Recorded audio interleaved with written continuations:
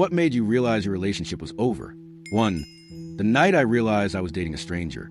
I was with my ex for almost 7 years. We met in college and went through everything together: graduation, moving to a new city, getting our first real jobs. I genuinely thought she was the one, but one night changed everything. We had plans to go to dinner, and I noticed she was unusually distant all week, constantly on her phone, always tired. That night, she didn't even look at me during dinner. She laughed at something on her phone while I was telling a story about work. On the drive home, I finally asked, "Do you even want to be here anymore?" She sighed and said, I don't know. That silence in the car lasted longer than any argument we'd ever had. Later that night, I went to grab my charger from her purse. It wasn't snooping. I just knew she kept one there. But when I opened it, her phone lit up with a notification from a guy named Ryan.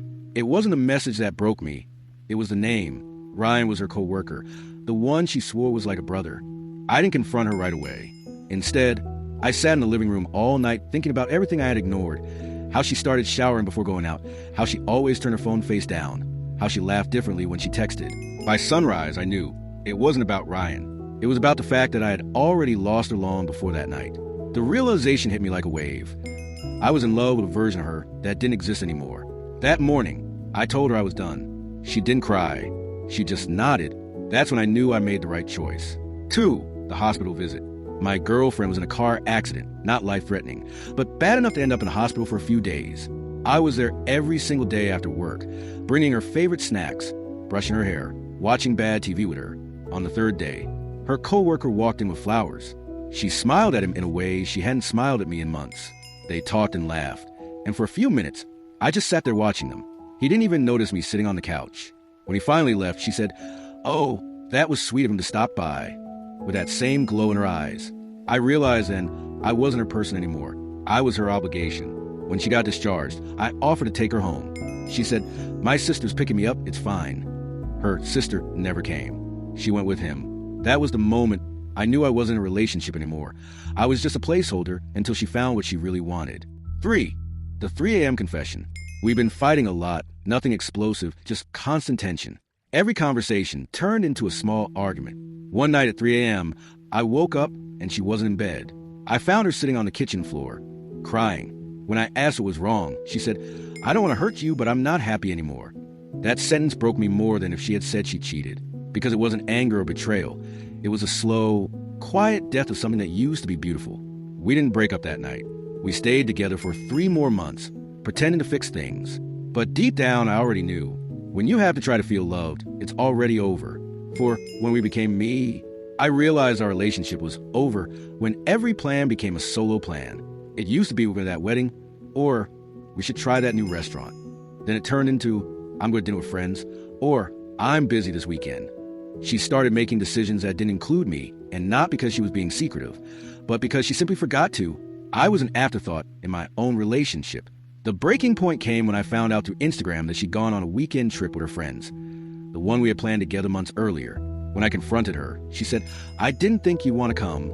That's when I realized I wasn't her partner anymore. I was just someone she used to text goodnight. 5. The empty "I love you." It was such a small moment, but it said everything. We were saying goodbye before work, and I said, "Love you." She said, "You too." Not, "I love you," just "you too." It sounds dumb, but after years together, you notice when the warmth disappears. I remember standing there, frozen, realizing that love had quietly packed its bags and left without either of us noticing. 6. The vacation that wasn't. We went on a trip to reconnect. She spent the whole time on her phone, and I spent the whole time pretending not to care. The last night, I booked an early flight home while she slept. She didn't text or call when I left. That was the confirmation I needed. It wasn't a breakup anymore. It was a release. 7. The birthday that broke me. My birthday has always been a big deal for me, mostly because growing up, my family never celebrated much. So when I got older, I made a tradition: dinner, cake, something small but meaningful. My ex knew that. For the first 3 years we were together, she made a huge effort. Gifts, parties, little surprises. Then year 4 came. She didn't plan anything. No dinner, no card, not even a text in the morning. I told myself she was busy with work, but deep down, I knew that wasn't true. That evening, I got home from work to find her on the couch scrolling through her phone. I said, "Hey, you forgot something." She looked up confused and said, "Oh, happy birthday."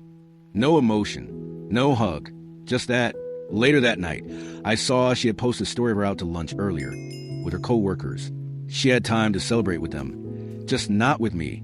That was the moment I knew it was over. Not because she forgot, but because she didn't care that she forgot. Love doesn't disappear all at once.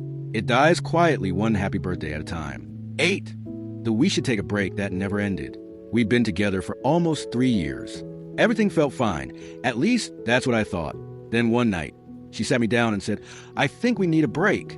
She said it calmly, like she was asking for a weekend off work. I asked how long, and she said, "I don't know, just until I figure out how I feel." I was crushed, but I respected it. I didn't text her. I didn't call. I gave her space.